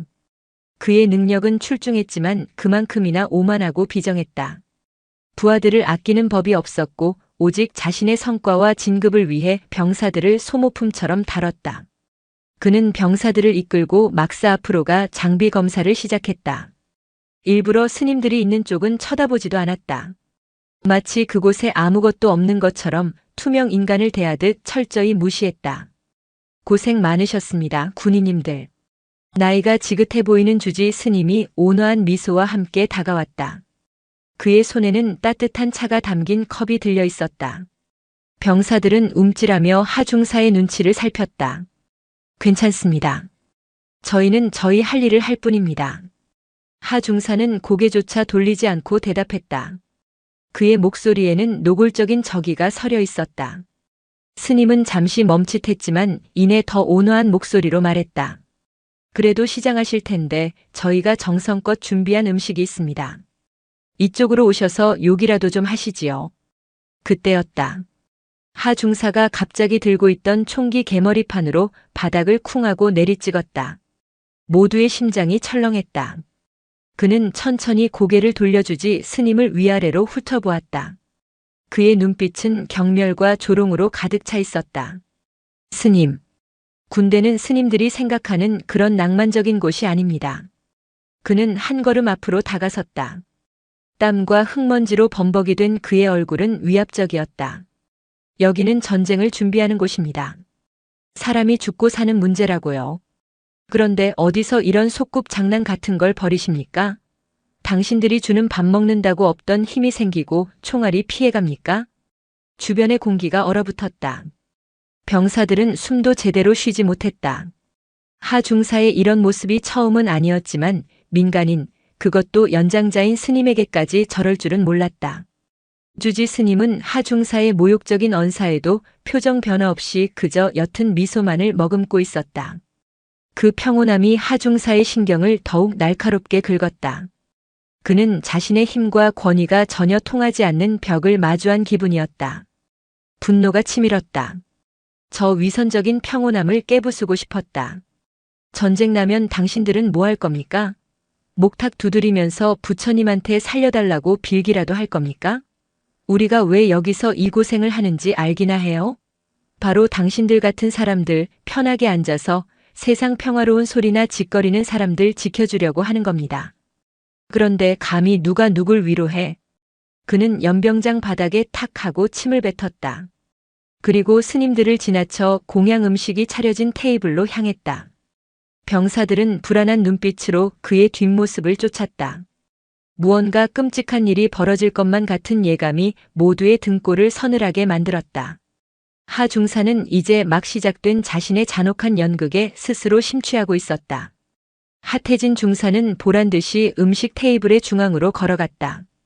그의 전투화가 연병장 흙을 긁는 소리가 유난히 크게 울렸다. 스님들이 정성껏 차려놓은 음식들 위로 김이 모락모락 피어오르고 있었다. 고소한 참기름 냄새와 갓 지은 밥 냄새, 향긋한 나물 무침 냄새가 뒤섞여 굶주린 병사들의 허기를 자극했다. 산채 비빔밥이었다. 커다란 양푼에는 하얀 쌀밥이 산처럼 쌓여 있었고 그 주변으로 도라지, 고사리, 시금치 등 오색찬란한 나물들이 정갈하게 놓여 있었다. 그 옆에는 따끈한 두부와 버섯이 듬뿍 들어간 된장국이 커다란 솥에서 온기를 뿜어내고 있었다. 이야, 진수성찬이네. 하 중사는 일부러 과장된 감탄사를 내뱉으며 테이블 주위를 어슬렁거렸다. 그의 행동 하나하나에 모든 이의 시선이 집중되었다. 그는 비닐장갑을 끼고 커다란 양푼에 담긴 밥을 주걱으로 푹 퍼올렸다. 그리고는 마치 음식을 감정하듯 밥알을 유심히 쳐다보다가 피식 웃으며 중얼거렸다. 이런 거 먹고 싸울 힘이나 나겠어? 고기 한 점 없는데. 그의 목소리는 병사들에게 들릴 만큼 충분히 컸다. 몇몇 병사들이 불편한 듯 시선을 피했지만 하 중사의 눈치를 보며 억지 웃음을 짓는 이들도 있었다. 하 중사는 만족스러운 미소를 지으며 이번에는 나물들을 하나씩 손으로 집어들었다. 그는 질겅질겅 나물을 씹으며 품평을 시작했다. 싱겁네. 간을 할 줄 모르나? 이건 너무 질기고. 스님들은 이빨도 없나? 모욕은 점점 더 노골적으로 변해갔다. 젊은 스님 몇몇의 얼굴이 굳어지는 것이 보였지만 주지 스님은 여전히 묵묵히 서 있을 뿐이었다. 하 중사는 이제 연극의 절정을 향해 달려가고 있었다. 그는 밥과 나물을 담은 커다란 그릇을 한 손에 들었다. 그리고는 스님들이 있는 방향으로 천천히 걸어왔다. 그의 눈은 주지 스님을 향해 고정되어 있었다. 그래도 정성이 있으니 맛이라도 한번 봐야지. 그 말을 하는 순간 하 중사의 발이 우연을 가장하여 헛디뎌졌다. 그의 몸이 크게 휘청였고 손에 들고 있던 그릇은 포물선을 그리며 공중으로 날아올랐다. 쨍그랑 하는 파열음 대신 철퍼덕하는 둔탁하고 불쾌한 소리가 연병장에 울려 퍼졌다. 하얀 밥알과 형형색색의 나물들이 흙바닥 위에 비참하게 흩뿌려졌다. 마치 누군가 토사물을 뱉어놓은 것처럼 보였다. 순간 모든 것이 정지했다. 시간도 소리도 바람도 멎은 듯했다. 병사들은 경악했고 스님들은 침묵했다. 하 중사만이 그 정적의 한가운데서 만족스러운 표정으로 서 있었다. 그는 발끝으로 흙과 뒤범벅이 된 음식을 툭툭 건드리며 말했다. 어이쿠 이런. 훈련이 너무 고됐나? 손에 힘이 하나도 없네. 그는 뻔뻔하게 웃었다. 그 웃음소리가 정적을 깨고 날카롭게 퍼져나갔다. 그는 병사들을 돌아보며 소리쳤다. 뭘 멍청하게 서 있어? 배 안 고파? 가서들 먹어. 저기 깨끗한 걸로. 하지만 누구 하나 움직이는 병사가 없었다. 그들의 얼굴에는 경멸과 두려움 그리고 수치심이 뒤섞여 있었다. 차라리 욕설을 퍼붓거나 주먹을 날리는 것이 더 인간적으로 보일 지경이었다. 저것은 명백한 악이었다. 약자를 향한 선의를 향한 비열하고 졸렬한 폭력이었다.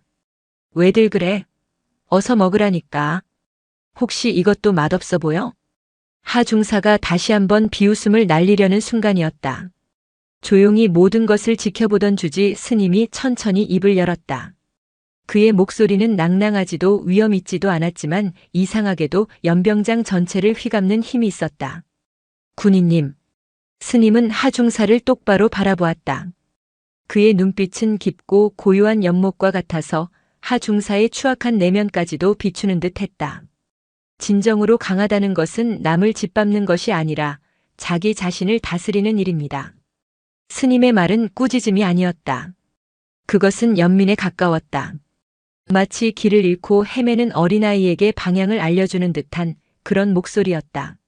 하 중사는 순간 할 말을 잃었다. 그는 분노에 찬 반박을 예상했다. 혹은 비굴한 용서를 구하는 모습을 기대했다. 하지만 저토록 평온한 경책은 그의 예상을 완전히 벗어나는 것이었다. 마치 단단한 강철 주먹을 날렸는데 그것이 거대한 솜니불에 박히는 듯한 허무함이 그를 덮쳤다. 강함은 그릇된 힘을 휘두르는 오만에서 오는 것이 아니라 모든 것을 포용하는 자비에서 비롯되는 법이지요. 주지 스님은 말을 마친 뒤 허리를 숙여 흙바닥에 떨어진 음식을 조용히 쓸어 담기 시작했다. 다른 스님들도 말없이 다가와 그를 도왔다. 그들의 모습에는 어떠한 분노나 원망도 담겨 있지 않았다. 그저 묵묵히 자신들이 더럽혀진 선의를 수습할 뿐이었다. 하 중사는 그 자리에 못 박힌 듯 서 있었다. 분노가 치밀어 올라야 하는데 이상하게도 가슴 한구석이 서늘해졌다. 자신이 승리했다고 생각했는데 사실은 처참하게 패배한 기분이었다. 그의 악의는 저들의 평온함에 어떤 흠집도 내지 못했다. 오히려 그의 영혼만이 더 깊은 어둠 속으로 잠식될 뿐이었다. 군대는 총으로 나라를 지키는 곳이지 밥 퍼주는 걸로 지키는 게 아닙니다. 그는 마지막 발악처럼 소리쳤다. 하지만 그 외침은 공허하게 흩어졌다. 스님들은 아무 대답도 하지 않았다. 그들은 조용히 주변을 정리하고 남은 음식을 병사들에게 나눠준 뒤 왔을 때처럼 조용히 부대를 떠났다. 그들이 사라진 뒤 연병장에는 차갑고 무거운 침묵만이 남았다. 하 중사는 자신이 뱉어낸 조롱의 파편들 속에서 홀로 서 있었다. 스님들이 떠난 후 부대의 분위기는 눈에 띄게 가라앉았다. 병사들은 하태진 중사의 눈치를 보며 아무 말도 하지 않았지만 그들의 침묵 속에는 경멸과 불편함이 칼날처럼 서려 있었다. 하 중사는 애써 태어난 척하며 일상 업무로 복귀를 명령했지만 그의 내면은 알 수 없는 동요로 들끓고 있었다. 그는 자신이 완벽하게 상황을 통제했다고 믿었지만 주지 스님의 마지막 눈빛과 목소리가 성가신 잔상처럼 뇌리에서 떠나지 않았다. 자기 자신을 다스리는 일. 그 말이 마치 자신을 조롱하는 예언처럼 느껴졌다. 그날 저녁 식사 시간은 유난히 고요했다. 평소라면 훈련의 고됨을 토로하거나 시시덕거리는 소리로 소란스러웠을 식당 안에는 식기가 부딪히는 소리만이 날카롭게 울렸다. 병사들은 약속이라도 한 듯 낮에 스님들이 가져왔던 산채 비빔밥과 비슷한 나물 반찬에는 손도 대지 않았다. 그것은 하중사에 대한 소심하고 암묵적인 반항이었다. 하중사는 그 사실을 알아차렸지만 모르는 척했다. 대신 그는 더욱 거칠게 식판을 긁으며 소음을 냈고 일부러 큰 소리로 다른 부사관과 시시껄렁한 농담을 주고받았다. 그의 오만은 상처 입었을 때 더욱 시끄럽게 지저대는 개와 같았다. 며칠이 흘렀다. 하 중사는 자신의 건재함을 과시하려는 듯 부하들을 더욱 혹독하게 다그쳤다. 얼차려는 빈번해졌고 욕설의 강도는 높아졌다. 그는 병사들의 작은 실수 하나도 용납하지 않았고 어떻게든 흠을 잡아내 자신의 권위 앞에 무릎 꿇리려 했다. 그러나 그럴수록 병사들과의 꼴은 깊어만 갔다.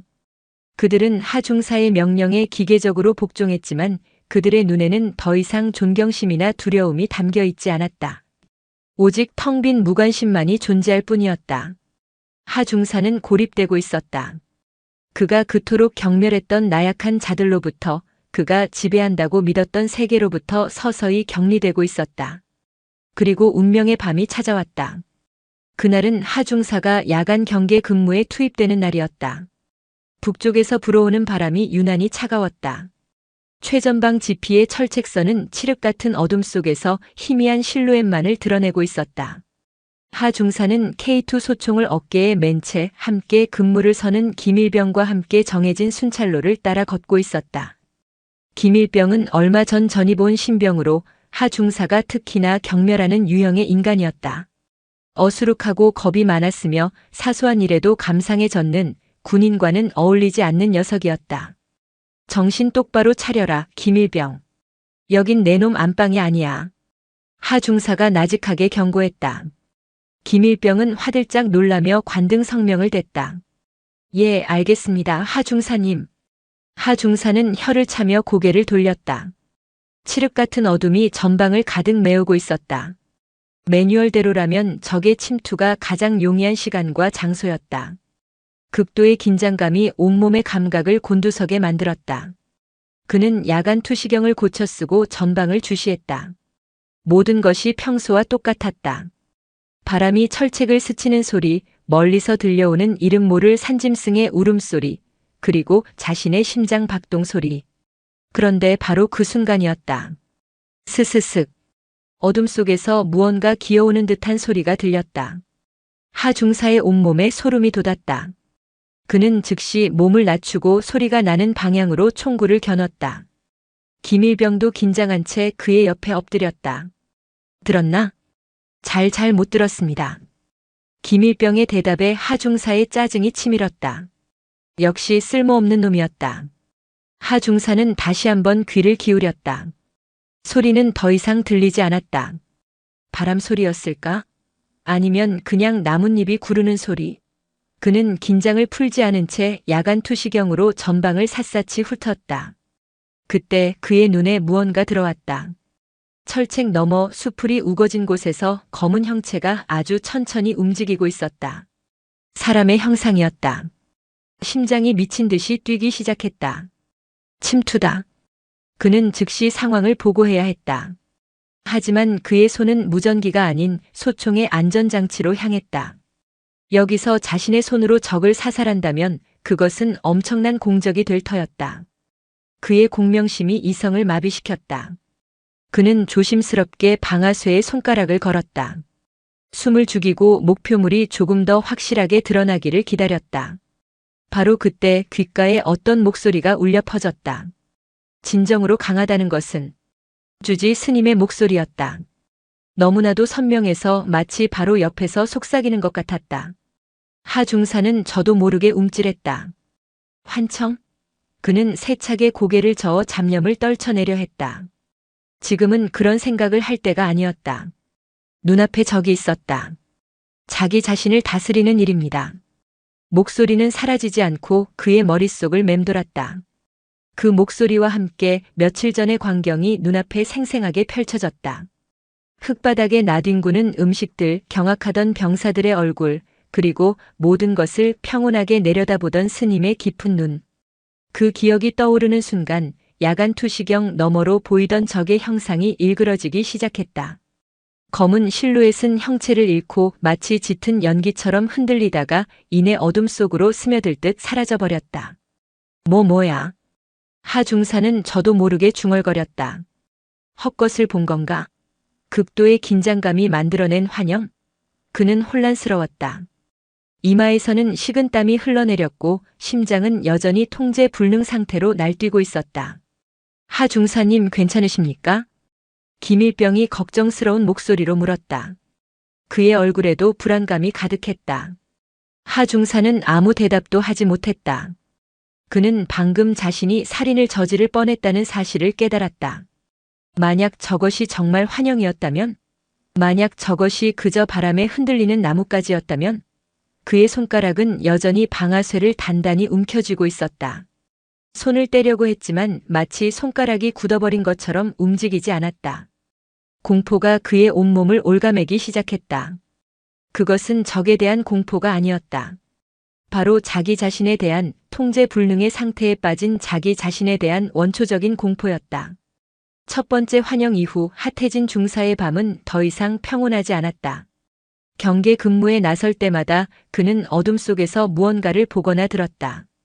때로는 북한군 복장을 한 병사의 형상이 철책 너머에서 손짓을 했고 때로는 알아들을 수 없는 속삭임이 바람을 타고 귓가를 맴돌았다.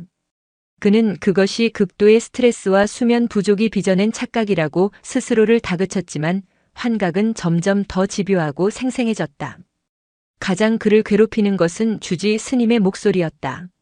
강함은 자비에서 비롯되는 법이지요. 그 목소리는 마치 저주처럼 그의 뇌리에 박혀 가장 긴장되는 순간마다 불쑥 찾아와 그의 집중력을 흐트려 놓았다. 그는 스님의 얼굴을 떠올리지 않으려 애썼다. 그 평온하고 깊은 눈빛을 마주하는 것이 두려웠다. 그것은 마치 자신의 가장 추악하고 나약한 부분을 꿰뚫어보는 거울과도 같았다. 며칠 뒤 다시 김일병과 함께 야간 근무에 투입되었다. 그날 밤은 유난히 안개가 짙었다. 한치 앞도 분간하기 어려울 정도로 짙은 안개는 소리까지 집어삼키는 듯 주변은 기이할 정도로 고요했다. 하 중사는 평소보다 2배는 더 신경을 곤두세웠다.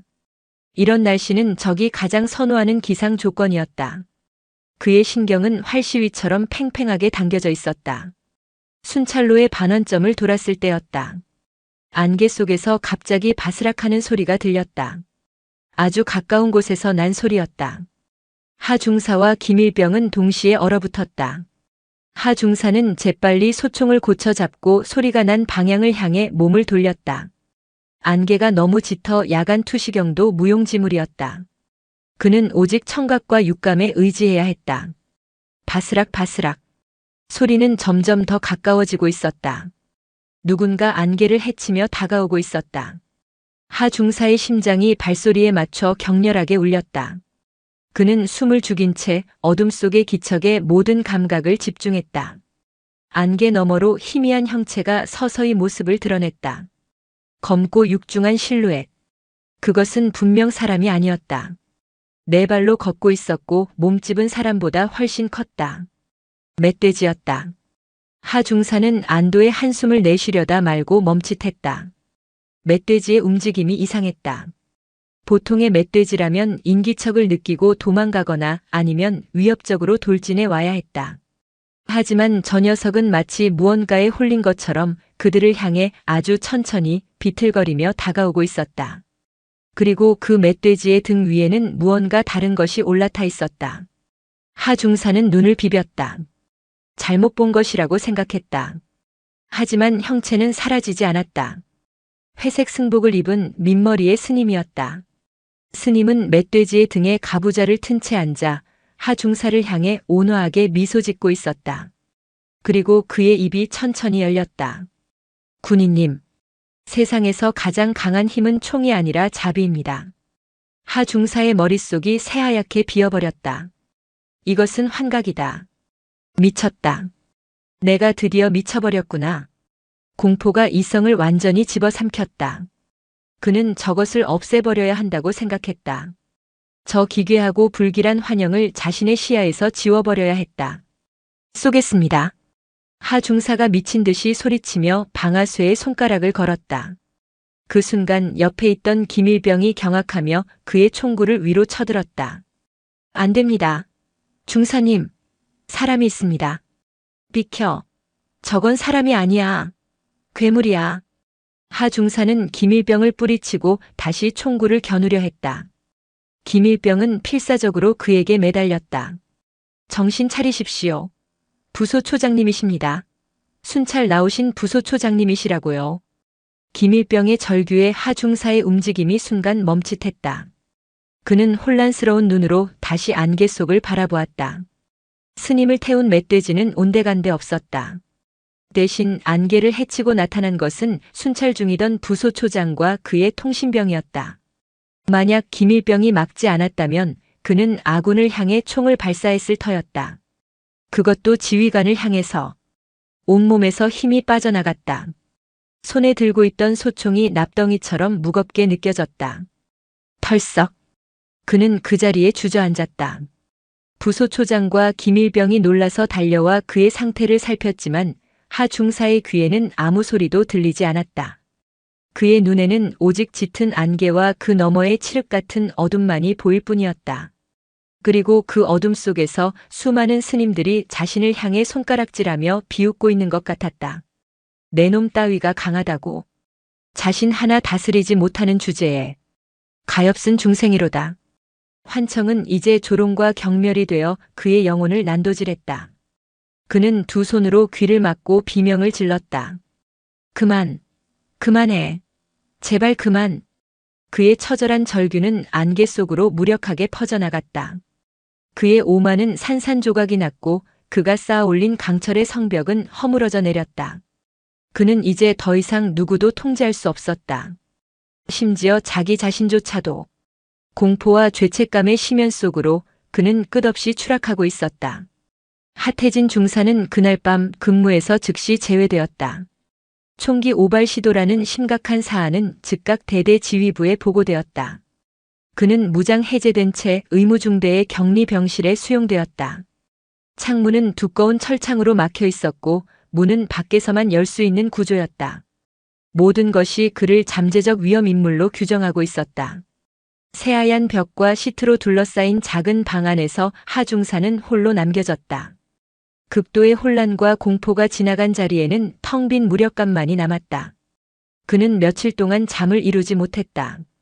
눈을 감으면 어김없이 스님을 태운 멧돼지가 나타났고 귓가에서는 그를 조롱하는 환청이 끊임없이 맴돌았다. 그는 자신이 정말로 미쳐버렸다고 생각했다. 군 생활은 이제 끝이었다. 어쩌면 남은 인생 전부를 정신병동에서 보내게 될지도 몰랐다. 그가 그토록 경멸했던 나약함의 끝자락에서 그는 비로소 자신을 돌아보기 시작했다. 무엇이 나를 이 지경으로 만들었을까? 그는 자신의 과거를, 군 생활을, 그리고 스스로를 강하다고 믿었던 순간들을 되짚어 올라갔다. 언제나 최고가 되어야 했다. 남들에게 얕보여서는 안 됐다. 약점은 곧 패배라고 믿었다.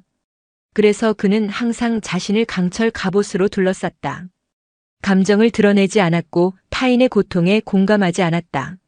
오직 복종과 통제만이 그가 세상을 이해하는 방식이었다. 부하들을 몰아붙이고 그들의 고통을 외면했던 순간들이 떠올랐다. 자신의 진급을 위해 그들의 희생을 당연하게 여겼던 날들이 파노라마처럼 스쳐 지나갔다. 그는 자신이 강하다고 믿었지만 사실은 누구보다도 두려움이 많았다. 자신의 나약함을 들킬까봐, 남들에게 뒤처질까봐, 그래서 그는 더 오만하게 굴었고 더 잔인하게 행동했다. 자신의 내면에 있는 공포를 감추기 위해 타인을 짓밟는 것으로 스스로의 존재를 증명하려 했다. 그리고 그의 기억은 자연스럽게 며칠 전 연병장의 그날로 향했다. 처음에는 분노가 치밀었다. 그 스님들만 아니었다면, 그들의 위선적인 평온함이 자신의 심기를 건드리지만 않았어도 이런 일은 없었을 것이라고 생각했다. 그는 모든 책임을 그들에게 떠넘기려 했다. 하지만 그럴수록 스님의 마지막 말이 더욱 선명하게 떠올랐다. 진정으로 강하다는 것은 자기 자신을 다스리는 일입니다. 그는 이제 그 말의 의미를 조금은 알 것 같았다. 자신은 단 한 번도 자기 자신을 다스려 본 적이 없었다. 분노를 다스리지 못했고, 오만을 다스리지 못했고, 공포를 다스리지 못했다. 그는 그저 감정의 노예가 되어 폭주했을 뿐이다. 그리고 그 폭주의 끝에서 파멸을 맞이한 것이다. 그 순간 그의 눈앞에 환영처럼 그날의 광경이 다시 펼쳐졌다. 이번에는 자신의 시점이 아니었다. 그는 마치 유체이탈이라도 한 것처럼 조금 떨어진 곳에서 그날의 자신을 바라보고 있었다. 흙먼지를 뒤집어 쓴 채 경멸과 조롱이 가득한 눈으로 스님을 노려보는 자신의 모습. 일부러 음식을 쏟아버리고 비열하게 웃는 자신의 얼굴. 그리고 그는 보았다. 자신이 쏟아버린 그 음식을. 그것은 그냥 밥과 나물이 아니었다. 그것은 누군가의 정성이었고 마음이었다. 고된 훈련으로 지친 군인들을 위로하고 싶었던 따뜻한 선이었다. 며칠 밤낮으로 재료를 다듬고 새벽같이 일어나 밥을 짓고 무거운 솥을 이고 지고 산길을 넘어 부대까지 찾아왔을 그들의 수고가 음식 하나하나에 담겨 있었다. 그는 그 모든 것을, 그 순수한 마음을 한순간에 오만으로 짓밟아버린 것이다. 흙과 뒤범벅이 되어 나뒹구는 음식은 마치 처참하게 유린당한 선의의 시체처럼 보였다. 그는 왜 그토록 단순한 사실을 깨닫지 못했을까?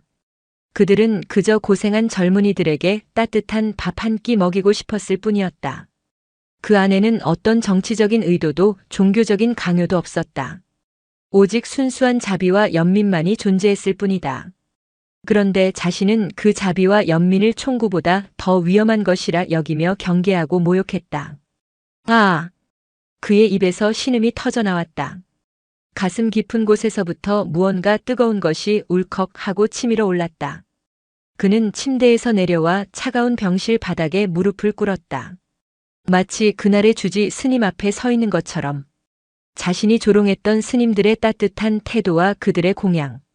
그것이 얼마나 귀하고 소중한 것이었는지를 그는 이제야 깨달았다. 자신이 얼마나 어리석고 교만한 인간이었는지를 뼈저리게 느꼈다. 강함이란 갑옷을 두르고 타인을 베는 것이 아니었다.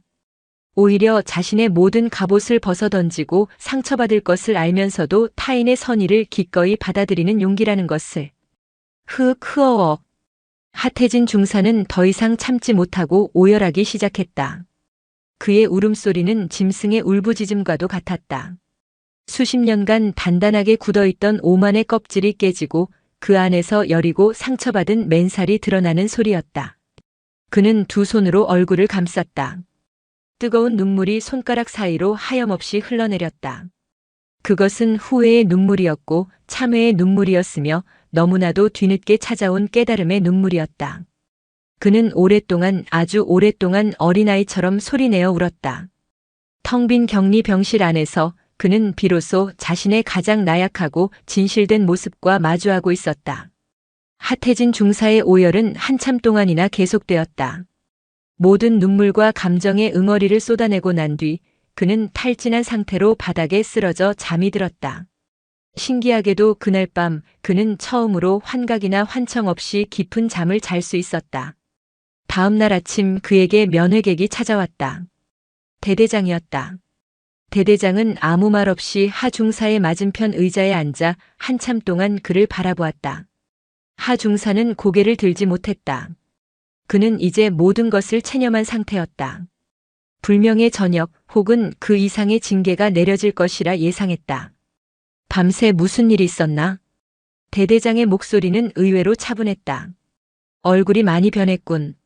하 중사는 천천히 고개를 들었다. 그는 더 이상 아무것도 숨기거나 변명하고 싶지 않았다. 그는 지난밤 자신이 겪었던 모든 심경의 변화와 깨달음을 담담하게 털어놓았다. 스님들에게 저질렀던 무례한 행동, 그 이후 시작된 환각과 공포, 그리고 총기 오발 직전까지 갔던 상황과 자신의 어리석었던 오만함까지. 그의 고백에는 어떤 과장이나 자기 변호도 없었다. 오직 뼈아픈 자기 반성만이 담겨 있었다. 대대장은 모든 이야기를 묵묵히 들은 뒤 깊은 한숨을 내쉬었다. 자네가 총을 쏘려 했던 부소초장은 자네의 처벌을 원치 않는다고 하더군. 극도의 스트레스 상황에서 발생한 우발적인 사고로 이해하고 싶다고 했다. 김일병 역시 마찬가지고. 하 중사는 놀라 눈을 들었다. 하지만 저는 명백히 군율을 어겼습니다. 처벌받아 마땅합니다. 물론 징계는 피할 수 없을 거다. 이번 일은 그냥 넘어갈 수 있는 사안이 아니야. 하지만 나는 자네를 이대로 군문에서 내치고 싶지는 않다. 대대장은 자리에서 일어나 창가로 걸어갔다. 자네는 최고의 군인이 될 자질을 갖추고 있어. 하지만 가장 중요한 것을 놓치고 있었지. 바로 사람이다. 군대는 기계 부품의 집합이 아니야. 감정을 가진 사람들이 모여 서로의 목숨을 의지하는 곳이다. 부하를 소모품으로 여기는 지휘관은 절대 전쟁에서 이길 수 없어. 그는 다시 하 중사를 돌아보았다. 나는 자네에게 기회를 한 번 더 주고 싶다. 자네가 스스로 깨달았다고 하니 그 깨달음이 진짜인지 증명해 보일 기회를. 징계위원회는 며칠 뒤에 열렸다. 하 중사는 모든 혐의를 인정하고 위원회의 처분을 기다렸다. 위원회는 그의 정상 참작 사유와 대대장의 의견을 고려하여 영창 15일 및 보직 해임 후 부대 내 환경미와 담당이라는 이례적인 징계를 결정했다. 최전방 전투부대의 엘리트 중사에서 부대 내의 꾸준히를 도맡아 하는 관리병으로의 강등. 그것은 어찌 보면 불명의 전역보다 더 치욕스러운 처벌일 수도 있었다. 하지만 하 중사는 담담하게 그 결과를 받아들였다. 그는 이것이 자신에게 주어진 마지막 기회이자 속죄의 시간임을 알고 있었다. 영창에서의 15일은 그에게 온전한 자기 성찰의 시간이었다. 그는 좁은 공간 안에서 끊임없이 자신을 돌아보고 참회했다. 그리고 영창 출소 후 그는 매일 아침 남들보다 먼저 일어나 부대의 화장실을 청소하고 제초 작업을 하고 쓰레기를 분리수거했다. 처음에는 모두가 그를 동정하거나 혹은 비웃으며 수군거렸다. 한때 하늘 높은 줄 모르고 기세등등하던 하중사의 몰락은 좋은 구경거리이자 안주거리였다. 하지만 하중사는 그 어떤 시선에도 아랑곳하지 않고 묵묵히 자신의 일을 했다. 그는 더 이상 타인의 평가에 휘둘리지 않았다. 그의 태도는 서서히 부대원들의 마음을 움직이기 시작했다. 그는 예전처럼 명령하거나 소리치지 않았다. 대신 훈련으로 지친 병사들에게 조용히 다가가 물을 건네거나 힘든 작업을 하는 이들을 말없이 도와주었다. 처음에는 어색해하던 병사들도 그의 진심 어린 변화를 느끼고 조금씩 마음을 열기 시작했다. 어느 날 김일병이 화장실 청소를 하고 있는 그에게 다가와 쭈뼛거리며 말을 걸었다. 저 중사님, 괜찮으십니까? 하 중사는 걸레질을 멈추고 김일병을 보며 희미하게 웃었다. 이제 중사 아니다. 그냥 하씨라고 불러. 아닙니다. 저에게는 영원히 하 중사님이십니다. 김일병은 주머니에서 무언가를 꺼내 그에게 건넸다. 초코파이였다. 그날 밤 저를 구해주셔서 감사합니다. 아니, 내가 고마워해야지. 자네가 아니었다면 난 돌이킬 수 없는 죄를 지었을 거야. 두 사람은 한참 동안 아무 말 없이 서로를 바라보았다. 그들의 눈빛 속에는 어색함과 미안함, 그리고 그 모든 것을 넘어선 따뜻한 인간적인 교감이 흐르고 있었다. 하 중사는 그 순간 자신이 그토록 찾아 헤맸던 진정한 강함의 의미를 어렴풋이 느낄 수 있었다. 그것은 계급장이나 완력에서 나오는 것이 아니라 이처럼 자신을 낮추고 타인과 마음을 나누는 데서 비롯되는 것임을. 그의 속죄와 성찰의 시간은 그렇게 조용히 하지만 단단하게 깊어지고 있었다. 계절이 바뀌고 있었다. 살을 애는 듯한 겨울바람이 잦아들고 부대 곳곳에 응달에 쌓여있던 잔설이 녹아내리기 시작했다. 겨우내 앙상했던 나뭇가지 끝에는 파릇한 새순이 돋아나고 있었다. 하태진은 매일같이 부대 구석구석을 쓸고 닦으며 계절의 변화를 온몸으로 느꼈다. 그의 얼굴은 예전보다 검게 그을리고 손마디는 굵어졌지만 눈빛은 놀라울 정도로 편안하고 차분해져 있었다. 그는 더 이상 과거의 하태진 중사가 아니었다. 그는 이제 계급도 직책도 없는 그저 하씨 혹은 태진이 형으로 불렸다. 처음에는 그를 멀리하던 병사들도 이제는 스스럼없이 다가와 말을 걸거나 농담을 건넸다. 그는 병사들의 고충을 들어주는 상담사가 되기도 했고 때로는 굳은 일을 대신해주는 해결사가 되기도 했다. 그는 자신을 낮춤으로써 오히려 더 많은 사람을 얻었다. 그의 변화를 가장 놀랍게 지켜보는 것은 대대장이었다. 대대장은 종종 멀리서 묵묵히 제초 작업을 하는 하태진의 뒷모습을 바라보곤 했다. 한때 가장 날카롭고 위험했던 칼이 이제는 모든 것을 묵묵히 받아내는 단단한 대지가 되어가는 과정을 그는 흥미롭게 지켜보고 있었다. 그는 자신의 선택이 틀리지 않았음을 확신했다. 그러던 어느 화창한 봄날 오후였다. 하태진은 부대 입구 근처 화단의 잡초를 뽑고 있었다. 그때 위병소 쪽이 소란스러워지며 익숙한 회색 승합차 한 대가 부대 안으로 들어서는 것이 보였다. 차에서 내리는 사람들을 본 순간 하태진의 심장이 쿵 하고 내려앉았다. 스님들이었다. 지난 겨울 그에게 씻을 수 없는 상처와 함께 가장 큰 깨달음을 주었던 바로 그 사찰의 스님들이었다. 주지 스님의 온화한 얼굴이 시야에 들어오는 순간 하태진은 저도 모르게 몸을 숨기려 했다. 아직 그들을 마주할 자신이 없었다. 무슨 말을 해야 할지, 어떤 얼굴로 그들을 대해야 할지 알 수 없었다. 그의 손은 흑투성이인 채로 가늘게 떨리고 있었다. 스님들은 지난번처럼 연병장 한편에 자리를 잡고 무언가를 준비하기 시작했다. 이번에는 음식이 아니었다. 향긋한 꽃차와 손수 만든 떡이었다. 봄을 맞아 장병들의 마음을 위로하기 위해 다시 부대를 찾아온 것이었다. 훈련이 없는 평일 오후였기에 많은 병사들이 휴식을 취하다가 스님들의 등장을 보고 하나둘씩 모여들기 시작했다. 병사들은 지난번과는 완전히 다른 태도로 스님들을 맞이했다. 그들은 공손하게 합장하며 인사를 건넸고 감사한 마음으로 차와 떡을 받아들었다. 부대 전체에 온화하고 평화로운 기운이 감돌았다. 하태진은 화단 뒤에 숨어 그 모든 광경을 지켜보고 있었다. 그의 마음속에서는 수만 가지 생각이 교차했다. 이대로 도망칠까? 아니면 용기를 내어 앞으로 나아갈까? 그는 두려웠다. 스님들이 자신을 알아보고 경멸하거나 혹은 지난번의 일을 언급하며 꾸짖을까봐 겁이 났다. 하지만 그는 동시에 알고 있었다. 여기서 도망친다면 자신은 영원히 과거의 그림자에서 벗어날 수 없으리라는 것을. 이것이 자신이 넘어야 할 마지막 관문이었다. 그는 천천히, 아주 천천히 자리에서 일어났다. 흑투성이 작업복 차림 그대로 그는 연병장을 가로질러 스님들이 있는 곳으로 걸어갔다. 그의 발걸음은 천근만근처럼 무거웠다. 주변의 병사들이 그를 알아보고 수군거리는 소리가 들렸지만 그는 아무것도 신경 쓰지 않았다. 그의 시선은 오직 한 사람, 주지 스님에게 고정되어 있었다. 주지 스님은 병사들에게 차를 따라주다가 자신을 향해 다가오는 하태진을 발견했다.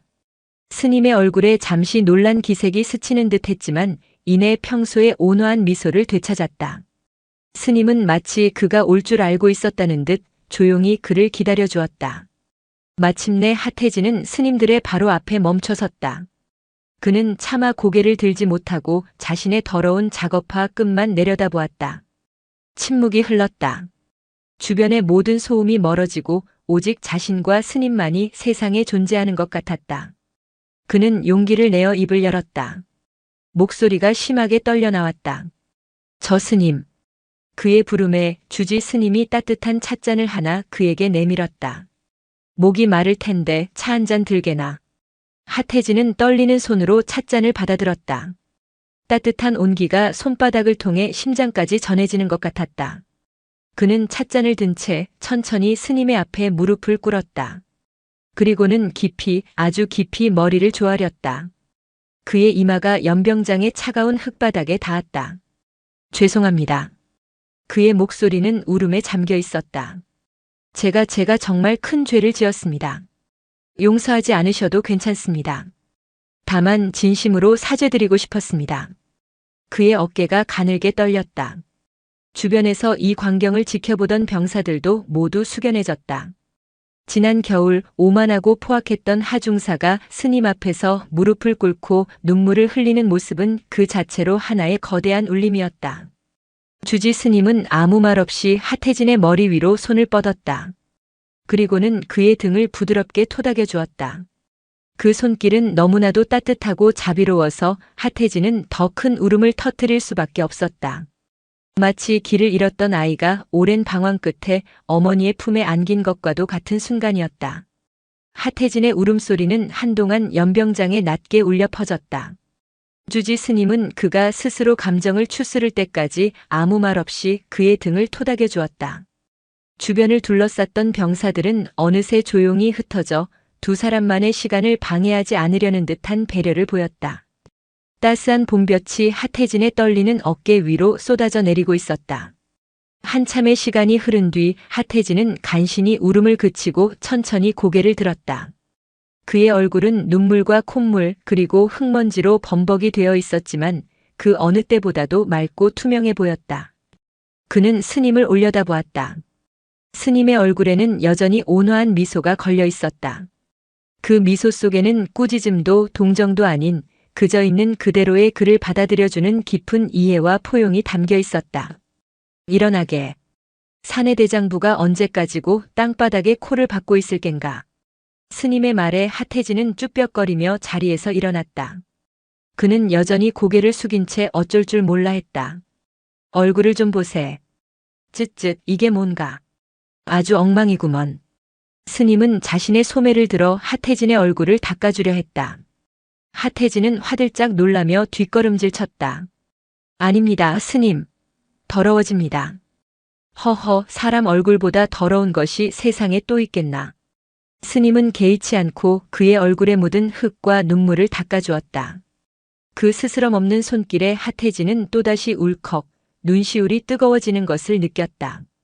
그는 지금껏 살면서 누군가에게 이토록 순수하고 조건 없는 보살핌을 받아본 기억이 없었다. 얼굴이 깨끗해지자 스님은 그의 손에 들린 찻잔을 가리켰다.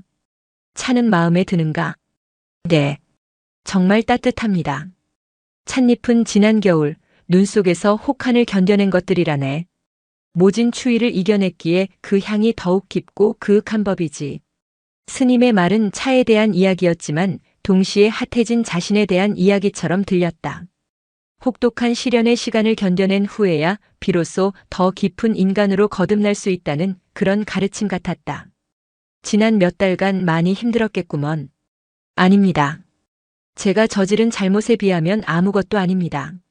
저는 그 시간 동안 제 자신에 대해 많은 것을 배웠습니다. 그래, 그것이면 되었네. 스님은 만족스러운 듯 고개를 끄덕였다. 넘어지는 것은 죄가 아니야. 넘어진 자리에 주저앉아 남을 탓하고 세상을 원망하는 것이 진짜 죄지. 자네는 스스로의 힘으로 일어섰으니 그것만으로도 훌륭한 수행을 한 셈이야. 스님의 말 한마디 한마디가 핫해진의 가슴에 깊이 새겨졌다. 그는 비로소 용서받았다는 느낌이 들었다.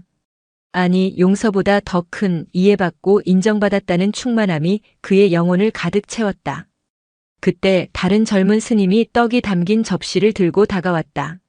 쑥과 여러 가지 꽃잎으로 고운 색을 낸 화전이었다. 이것도 좀 먹어보게. 봄의 기운이 담겨 있어 심신을 맑게 해줄 걸세. 핫해지는 잠시 망설였다. 자신이 과연 이토록 귀한 대접을 받을 자격이 있는지 자신이 없었다.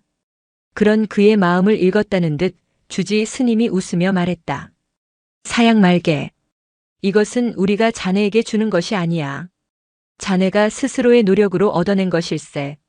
자네의 그 용기 있는 참회에 대한 작은 보상이라고 생각하게나.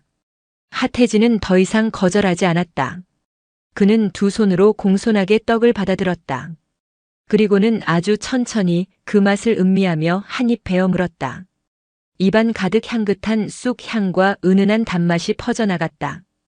그는 세상에서 이렇게 맛있는 음식을 먹어본 기억이 없었다. 그것은 단순히 혀로 느끼는 맛이 아니었다. 마음으로 온 영혼으로 느끼는 맛이었다. 화해와 용서 그리고 새로운 시작의 맛이었다. 그가 떡을 다 먹을 때까지 스님들은 아무 말 없이 그를 지켜봐 주었다. 그 침묵은 그 어떤 위로의 말보다도 더 큰 힘을 가지고 있었다. 마침내 스님들이 떠날 시간이 되었다. 그들은 남은 차와 떡을 다른 병사들에게 모두 나누어 주고 돌아갈 채비를 했다. 핫해지는 다른 병사들과 함께 부대 정문까지 나와 그들을 배웅했다. 승합차에 오르기 전 주지 스님이 핫해진을 돌아보며 마지막으로 입을 열었다. 그의 목소리는 봄바람처럼 부드럽고 따뜻했다. 군인님, 잊지 말게. 세상에서 가장 강한 힘은 자네가 들고 있는 저 총이 아니라 바로 모든 것을 품을 수 있는 자비와 사랑이라네. 스님은 그 말을 남기고 온화하게 미소 지으며 차에 올랐다. 차는 천천히 움직여 부대를 빠져나갔다. 핫해지는 차가 시야에서 완전히 사라질 때까지 그 자리에 서서 움직이지 않았다. 그의 귓가에는 스님의 마지막 말이 잔잔하게 울리고 있었다. 멀리서 사찰의 위치를 알려주듯 맑고 청아한 종소리가 바람을 타고 들려오는 듯 했다. 그는 비로소 깨달았다. 자신의 길고 길었던 겨울이 끝나고 마침내 진짜 봄이 시작되고 있음을. 그의 마음속에도 스님이 말한 그 자비의 씨앗이 작게 싹을 틔우고 있었다.